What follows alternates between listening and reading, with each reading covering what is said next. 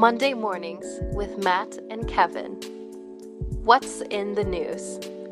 Topics that come up around the dinner table will be given the truth treatment with no punches held and no falsehood left standing. These two will debate real-life issues from a Catholic perspective every Monday at 9 a.m. Eastern.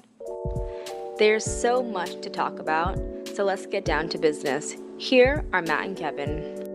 A very happy, good, and holy Monday morning to you all. February 20th, 2023, Monday mornings with Matt and Kevin here on the Catholic Family Podcast.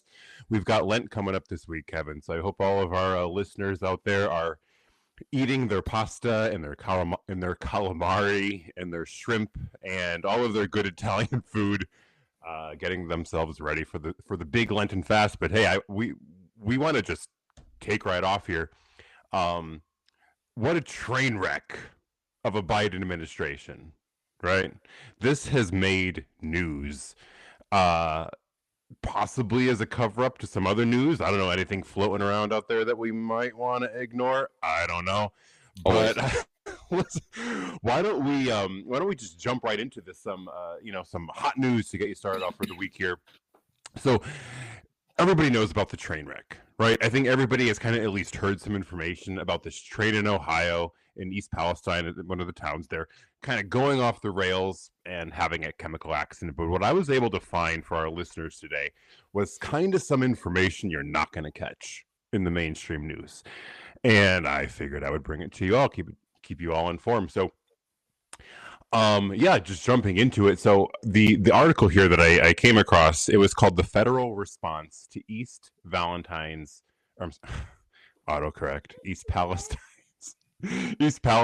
train disaster itself is a disaster." And the source here is called Jacobin. So here's what it reads, and I wanted to kind of start with this today.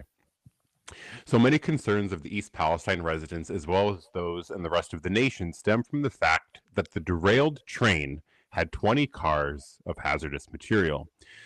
The government seems to have outsourced the response and cleanup to Norfolk Southern, the company responsible for the disaster. 5 of the derailed cars contained a substance called vinyl chloride, a carcinogen linked to various forms of cancer. Let's just, before I even continue, let's start there. There was a disaster. Now, I'm not an expert. We're not experts in this. Maybe you are, but I'm not. In trains and communication and public transportation. There was a disaster, right? And the immediate response for the government was, you clean it up. Now, to me, it made me think of COVID. Right? COVID started, and then we had to hire all of these people to be responsible for fixing it. Why don't the people who were responsible for the accident, why don't they fix it? I don't know, but Maybe this is what happens when you hire a guy to be the head of your transportation, not because he's good at what he does, but because he's gay. Now he's gay. Come on, be serious with this, guys. Pete Buttigieg. Now, this is a true story. The first press conference he gave after this disaster, he barely mentioned the train wreck. Instead, he focused his energy on saying that too many construction workers are white. Yes. I'm not kidding. This is actually what happened with their head of transportation in the U.S. So in other words, America is being run by absolute morons. And as you get into the story, it's really interesting for those who have followed this and who know anything about the story of Chernobyl. There are a lot of very parallel storylines going on right now. And that is absolutely horrifying, because Chernobyl is the greatest example of the failure of communism. One of the greatest examples. Yeah, there's tons of distractions. So let me keep going here. You'll catch on. So the next line here. So we've got the picture so far in our heads, right? Using your imagination, you could just see all of this kind of coming together with people like with the question marks over their head. Okay, the controlled burning. Now, even if we just stop there, right? Somebody had to look at this spill of toxic, hazardous chemicals and say, hey, I know, let's light it on fire. What do we do? Burn it? Burn it. Now, you can ask a group of 5-year-olds, what's going to happen? What's it going to make if you light something on fire? Where does it go? I don't know. Anyway, so where have you heard this before? Ready? So the article continues. The controlled burning of the hazardous material was a constant belching of carcinogens into the air, whose effects, you ready for this one? Whose effects of hazardous materials let me reread that. Whose effects, one hazardous material expert warns, may take years or even decades to be felt.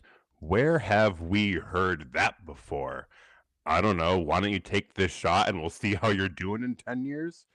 So another thing here, kind of what you just said, the whole lack, I guess, of awareness, right? I mean, like, it's almost as if they're playing their little game and they could not care less about the people who are living here. They could not care less about who might get sick, who might be impacted. They're more worried, as you said, is he an LGBTQ? I mean, are we hiring diversity? Are we bringing on, these people of diverse backgrounds, and what do they call them?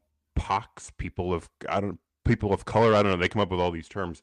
That's more of a concern for them. And so, following the February 3rd train derailment, users on social media began to share photographs of an ominous black cloud hanging over the town. And then here's the real punchline here.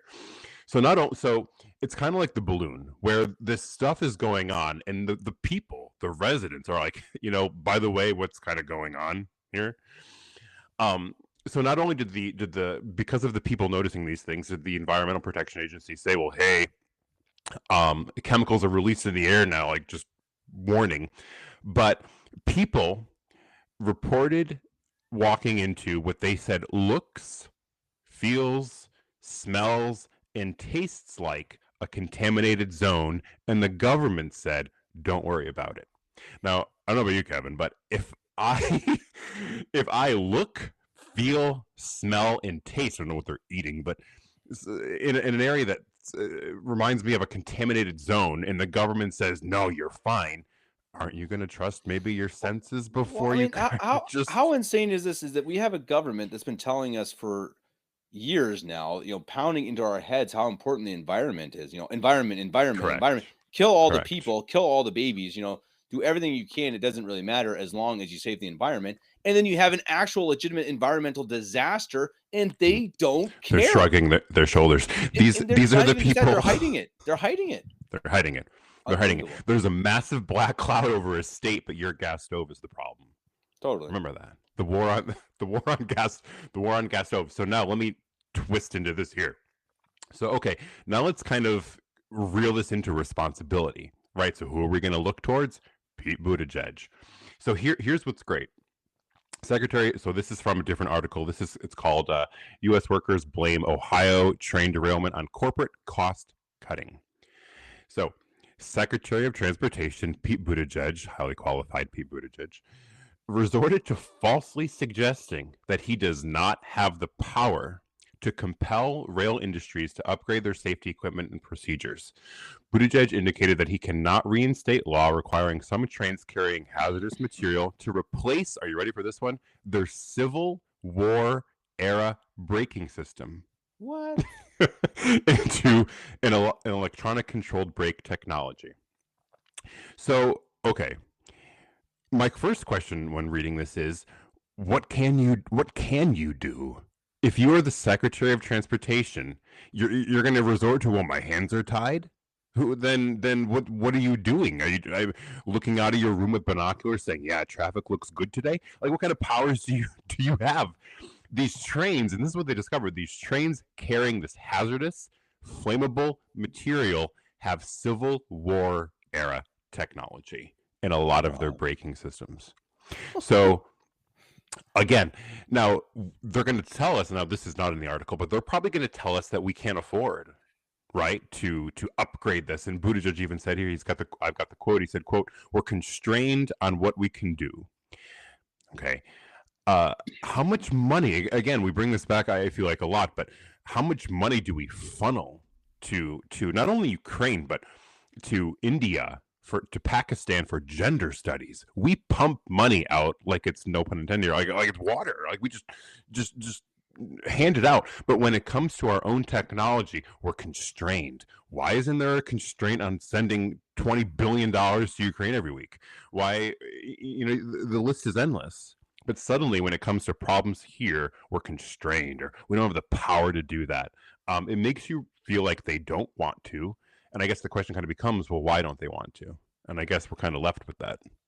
Well, and I think it's an interesting question when you come down to, what is the government actually good for? What are they supposed to restrict and protect? And I think that's a really, really good deep topic for another day, probably, because I mean the question becomes what should they be involved with? What are they allowed to dip their fingers in? It shouldn't probably be the private individual, but it should absolutely be a company that is putting the individual at risk. That is the actual, if a government's going to do anything, then they should stop murderous capitalistic companies from just trying to earn a buck and cutting corners. And they do it all the time. I mean, look at the banks. Look at the banks in 2008. This all happened because the banks were cutting corners and they ruined thousands of people's lives. And they're allowed to do it because there are no restrictions from the government on that, but rather on the person, hey, Pete Buttigieg will say, hey, everyone needs to get an e-bike and an e-car, stop driving gasoline, because the individual, they're trying to push you to do something, but they're not going to do it to the corporations. And it's a funny thing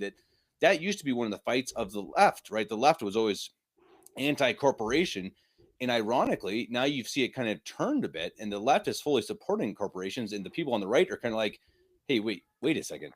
Maybe this is bad. Maybe these corporations do actually have too much power and actually need somebody to step in and hold them to some sort of power check, I suppose. But it's absolutely ridiculous. But I'm telling you that this is, anyone who doesn't know about Chernobyl, go look up Chernobyl. This is Chernobyl 2.0. And it's a perfect example of what a communist regime does. Communist, hear me again, a communist regime, this is what they do when they're trying to hide their mistakes and trying to prove that their government can never make a mistake. They sweep it under the rug and they prove that their reputation, their state matters far more than the individual. And it's straight evil. And if you parallel this too with COVID, it's really interesting how, if we say, okay, the government released the quote unquote vaccine and people had to make their own decisions, right? So people researched and they were informed, but there's this overlying cloud, or like this scope of, I have to trust the government. We're in the same sort of situation here where people again are saying, I think the report was 3,500 fish just died. They have animals, I don't know if you've seen any video, but there's video too of animals just dropping dead. Lakes and ponds just looks like grease.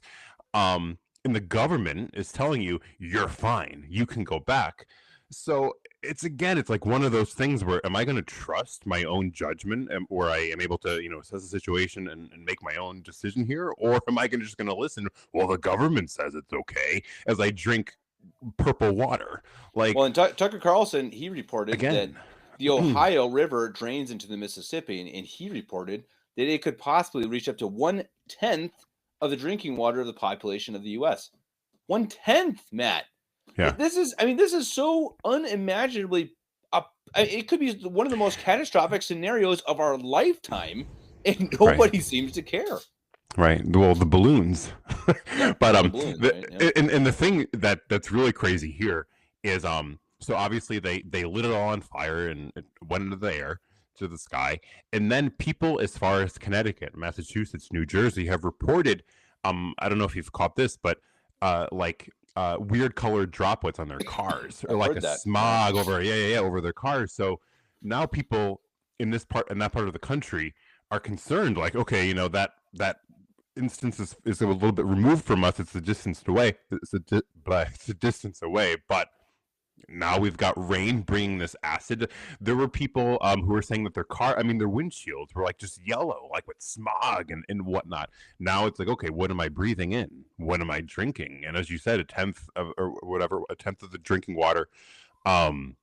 This is huge. And how strange that this is going on when these UFOs are flying over the country, right? To which Biden said in a press conference the other day, quote, "Give me a break, man," as when people were trying to question him on what this is. And from what I understand, I didn't watch the whole conference, but he didn't really give a straightforward answer. So there's a lot of, again, it's a play on words here, but this administration is an absolute train wreck, and they're trying to cover up disaster with disaster. And I think they're trying to win back somehow, some way, public trust in one way or another, maybe by shooting down the balloon, maybe, I don't know, but we're in a much deeper hole here, I think, than people are aware of. Well, and interestingly, I saw a clip, and don't quote me on this, but I saw somewhere on Twitter that Kamala Harris, I think this was recent. So again, this could be false info, but I saw a clip of her saying that they are charging Russia with having committed crimes against humanity. Yes, And I did see I that. think that's a new clip, and that's pretty interesting, especially considering the whole thing in Ohio, that maybe she's implying this was a Russia. And I mean, honestly, I think not. I mean, I think it's probably an accident that they're trying to cover up, but I mean, we are practically at war, and I mean, the U.S. blew up the pipeline for sure. That's like confirmed. So, Yeah. Why wouldn't Russia go and blow up a train? Now, if Russia is blowing up a train that has chemicals like that, that's a problem. I mean, that's a big problem. That's a real bad no. That's worse than blowing up a pipeline, because you're really contaminating and poisoning innocent people. So I think that would be a crime against humanity. But it's a whole nother ballgame. And if Kamala Harris is even saying it, even if it's true or not, you're just taking one more step towards war. Yeah, and it's interesting because, the Democrats, they've typically partied themselves, or paraded themselves, I guess you would say, of like the party of negotiation, and the party of peace, and the party of civilized dialogue and all of that. And yet, when you look at their record, they're certainly a bare minimum instigators, right? Is it going to actually lead to a third world war this time around? I don't know. I would doubt it. But they do seem to be rather aggressive, and these are the things that they accuse the Republican Party of, and yet they're the ones who do it. So I find that interesting as well. But to the point you made there, like, yes, you would hope that if there was some sort of attack or some sort of inside plant or whatever that may have caused this, that you would hope that they would not want to harm innocent people who have nothing to do with any situation whatsoever on the world stage. But I don't know. And as you said that, I forget the name of it, but it came from Ukraine, right? And it spread throughout all of Europe. The Nord Stream pipeline. The Nord Stream pipeline, right, exactly. I mean, we've got these. I don't know. I just feel like there's an uptick in stories like this that we haven't really seen in the past. That now all of a sudden we've got all of these, hazardous materials and these wastes in the air and everything. Just it's really blowing up. So again, is it a cover up? Speaking of hazardous materials, Timothy Gordon, anyone who knows him, a hazardous material in himself many times. He's kind of a semi-trad on Twitter. He has a YouTube channel, kind of famous for many of the wrong reasons. Probably a pretty decent guy, just kind of confused in terms of faith. But he had a really odd podcast. And we Matt and I didn't really prepare for this question, but it kind of came to my mind for the show. And Matt, maybe you can help me. But I think Timothy Gordon and he was doing a podcast with his wife for some reason. And the clip was him saying that you should not try to date Catholics because they're more likely to be feminists, but rather to go after, I'm paraphrasing, obviously, to go after your Southern Baptists or Southern Protestants because they're more likely to be conservative.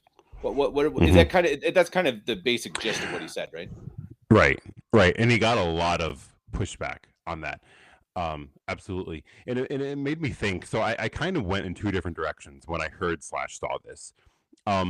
Obviously my first inclination is to never, it's a crime to date outside your faith, right? I mean, that is pretty clear. You can look at the old catechisms, My Catholic Faith, it kind of outlines it. It's a huge mess. Obviously you want to stick with someone who's a member in somehow, some way of this mystical body of the church. But it also had me thinking, and this might be a bit unpopular, but I'm going to throw it out there because it crossed my mind. Maybe people can weigh in. In the state of the church today, there are a lot of people who view sedevacantism as leaving the church. There are a lot of people who do not want to embrace the position because they feel that they would be outside of the church, they would be guilty of schism, all of these things. So it had me thinking, is it easier, this is totally out in left field, but crossed my mind, is it easier to take a woman who might be Protestant and to convince her and to teach her of sedevacantism than it is somebody who's, say, in the SSPX or who's in the Institute of Christ the King? because you don't want that in your marriage, right? You don't want a marriage where one person, say, instead of a contest, the other person goes to the clown mass with Father Martin, the quote unquote Father Martin the next week. So it just had me thinking. I don't know if you want to maybe chime in and share your thoughts with that, but there are a lot of people, and I was in these groups, there are a lot of people who, quite honestly, I think would actually profess death over sedevacantism. I would rather die in the Institute of Christ the King, the Fraternity of St. Peter, the SSPX, the Novus Ordo, than accept this position, because I feel as though I am leaving the church. I don't know, kind of a twist on what is put out there, but it crossed my mind. So yeah, it's an interesting question. I mean, I think, and I know converts in my own family who were converted, before being married. They got married as a mixed marriage, and then it worked out. But as you said, that is more likely to fail than not, and it is really frowned upon for a very good reason, because it's more likely to fail, because usually people keep their faith, and it's rarer to find someone to convert after being married, et cetera, et cetera. And so it's an interesting question, because I think your point is a good one. I mean, I think it is a kind of a twist, and it's kind of a going off in a different direction. And it's an interesting question, because we've seen guys on Twitter recently. I think you have, I imagine, and I know a friend of mine also who's a sedevacantist, dating someone in the society, and it just wouldn't work out. It just eventually was like, hey, one of us has got to change. And, my friend was like, no, okay, it's not going to be me. And the girl said the same. And so it didn't work out. And I've seen it several times. And I think, how can I word this? It's very difficult to pull somebody out of that. But I think it's very easy to convince maybe an outsider, if they're open to truth, that the Catholic Church is the one true faith. So if I have somebody who is a Protestant, right, and I present him or her, in my instance her, with these truths of the Catholic faith, and then she's open to truth, she's open to learning, about the church, and open to all these things, I think it's a lot easier to convince her of sedevacantism than somebody who's in these resistance groups, because again, as I said, they feel as if they are Catholic, and you have to convince them somehow, some way, that Francis is not the Pope, and they have to leave these places of resist, or leave these places of indult, and it's difficult. And so I don't know. I mean, not to play devil's advocate here, but I do see a side where it's not as challenging, and yeah, you've got these mixed marriages where, like you said, somebody has to give, something has to break, and I just don't know, because as I said, I've been with people who would never, and I said this myself before, so I guess you can't say never, but who would never leave where they're at for sedevacantism. They just won't do it. So. Well, and I see two sides of this. It's interesting too. His original point being that he thinks it's an issue because your Catholics, or in his case, your conservative Novus Ordo women, are feminists, and it's a really interesting thing. And I know you and I get flack anytime we ever bring up the subject. But I think it is an issue even among sedes, that there is a. Because sedevacantists in general are your fighters. They're the I'm standing up against the wall. I'm going to fight everybody. In a lot of ways, that's good, obviously. But even for the women, and you see it oftentimes. I think that there is a real fight for I guess authority, or who's in charge, and what's necessity, and what's the actual teachings of the church. And it's something we talked about, I think last week or a couple of weeks ago, about the man also obviously having to play his role in loving and cherishing his wife, but he is the authority. And I think that actually is a problem among Catholics and among conservative Catholics, and even sedevacantists. But I think that that's something that that's more likely to convince the woman or your future wife of, to change her mind of that, rather than to change her faith. I think that's much more likely. So I think their slight feminism, I don't think that's not always a deal breaker in my mind. Do you mean convince in terms of like, if she's in maybe an indult or resist group, convincing her of? No, I mean convincing. So if she is a feminist, if she's a conservative, so Timothy Gordon's point was, he would rather date, not him, but you should date a Protestant rather than a Catholic, because the Catholic women are feminists. Yes. So my point being, I think he's kind of right that the Catholic women often are feminists, But if that's the case, I think it's more likely that you can convince them out of feminism rather than convince a Oh, Protestant sure. out of their faith. So that's I think that's probably pretty true. Yeah, especially since a lot of women, they really follow men's lead, right? So I have seen very rarely. I hate to use the terms liberal and conservative. Very very poor of me, so forgive that. But um, you can see a lot of conservative men make liberal women conservative, but very rarely do you ever see it inverse, where if a guy is liberal and the girl is conservative, do you see them kind of have him bring her over. So there's definitely like that right wingish of men that I mean, even remember the numbers again. I hate to apply this to politics, but when they broke up the demographics of voting in the midterms, everyone was Republican except single women. They were very far to the left, right? And so there's without a doubt an influence there. But I mean, again, we really come down to the point. The question was asked before. I forget what saint answered it, but is it better to be a good Protestant or a bad Catholic? And obviously, the answer there, it's better to be a bad Catholic than it is to be a good, quote unquote, good Protestant, because you're still a member of the body. Even you're wounded, but you're a member of the body, and you're one sacrament away from just restoring that sanctifying grace in yourself. Whereas the heretic is outside, and it kind of helps guide this into what I wanted to share about a story, because there's a lot to unlearn, I think, as people make this journey, right? And so what I wanted to kind of bridge from this to as we get into Lent this week, an experience of mine that I'm sure people have related to, and I think that we, not only as State of a Contest, but Catholics just in the whole scope, need to be more aware, I would say, of charity, because I think that it's lacking in so many ways. And just really quickly, when I was sort of Novus Ordo, kind of making my way into traditionalism,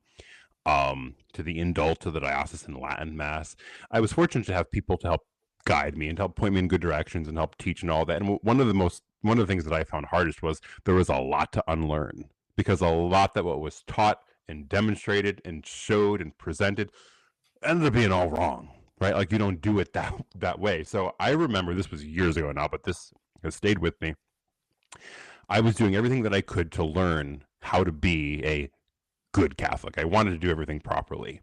And so I very incorrectly, at around this time of year, said we shouldn't, I forget what the exact way I worded this, but we shouldn't give up anything for Lent.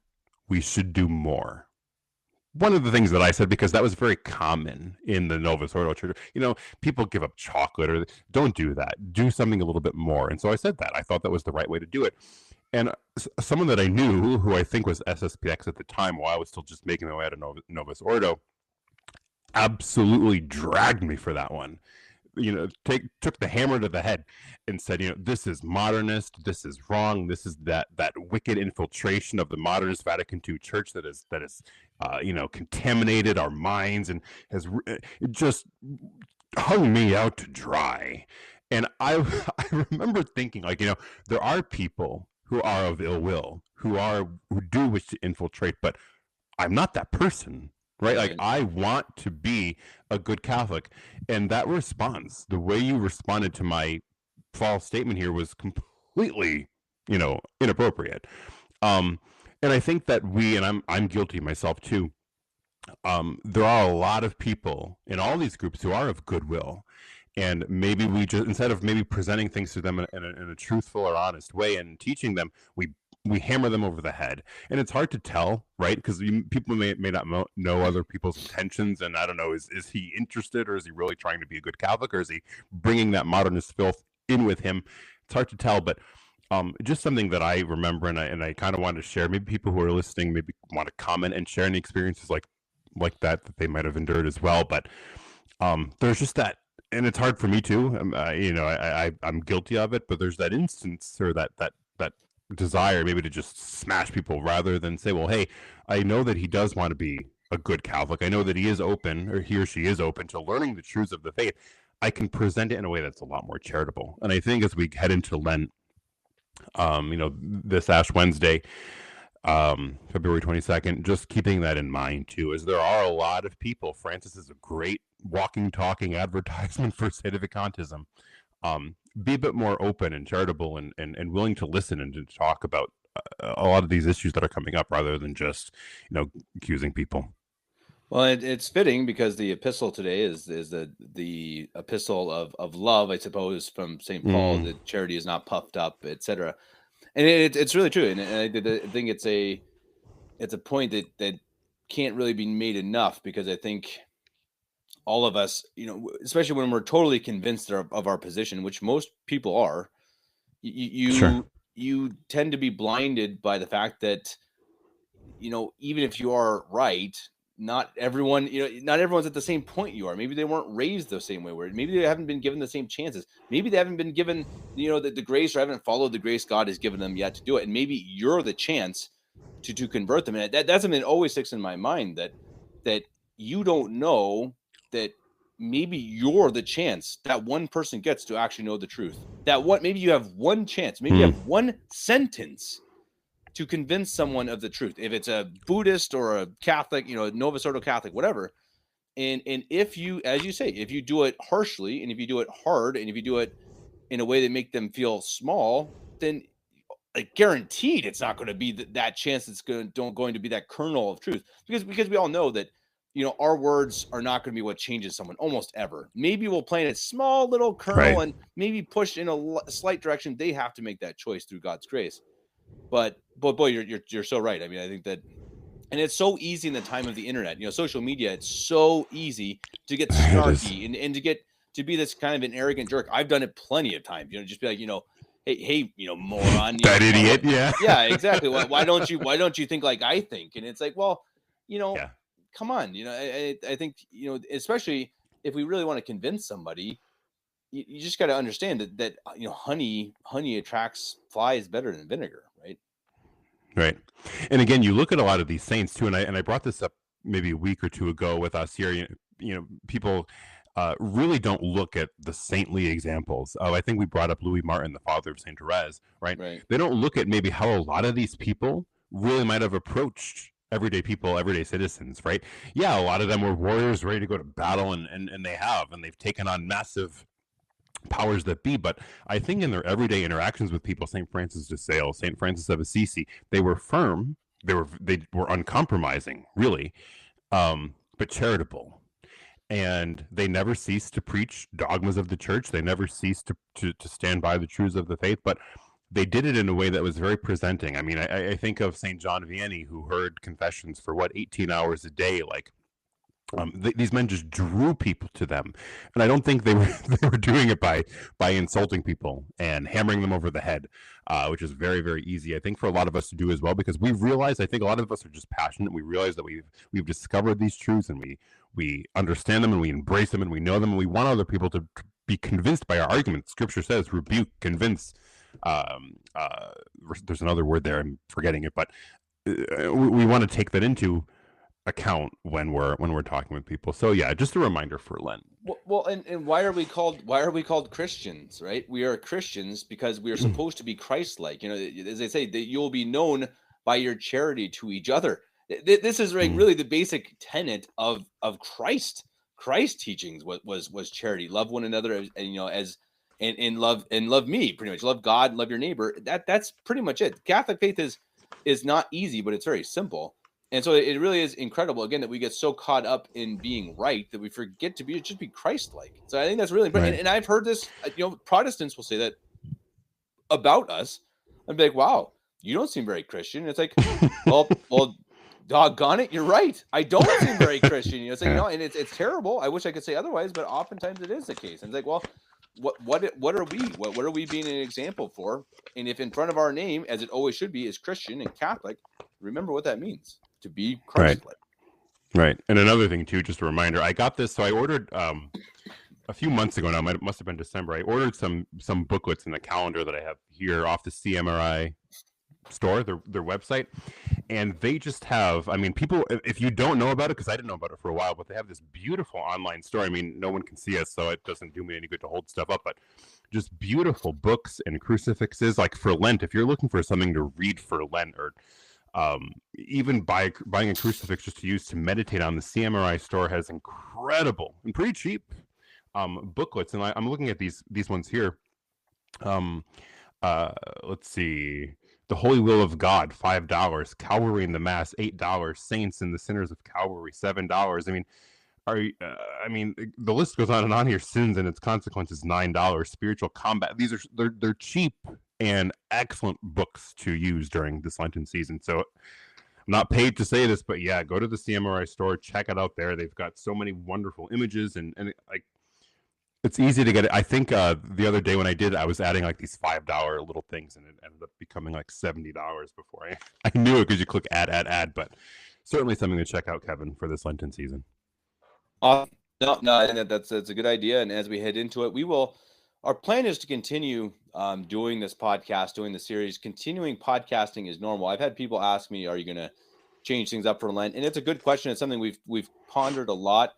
But since we kind of think that since our idea is to provide good content and content that is contrary to, the bad content, I suppose. And yeah, then I think we're going to continue on. We're going to continue with this topical podcast as well, as long as Matt's willing. And we'll hope to add a few more, a little bit more religious readings. We'll have some more Lenten readings. We hope to have contributors. So if anyone's interested in that, please let me know. If you have a book, preferably with an imprimatur. If it doesn't have an imprimatur pre-1958, please let me know what book you want, or if it has the approval of a priest, because we don't just want to read anything willy-nilly, but we do want to have readings for Lent for, just basic meditations, because we know that not everyone has time to read, and some people have time in the car, etc. And so we'd like to be able to provide you with some of those here on the podcast, but we also need your help. I don't have that much time anymore, so I just can't read all that much and record all that much. So we need your help. So please let me know if you can contribute, if you can read something. As Matt said, there's so many books. There's the Preparation for Death is incredible. There's the Four Last Things. There's Christ, Christ the Calvary. There's the Day Christ Died. I really enjoy. There's so many books that you can read. Should read for Lent. Well, anyway, this is Monday Mornings with Matt and Kevin signing off. A very happy, holy, and blessed Lenten season to you all. We'll see you next week. Like what you hear? Be sure to subscribe to the Catholic Family Podcast. Make the world Catholic again.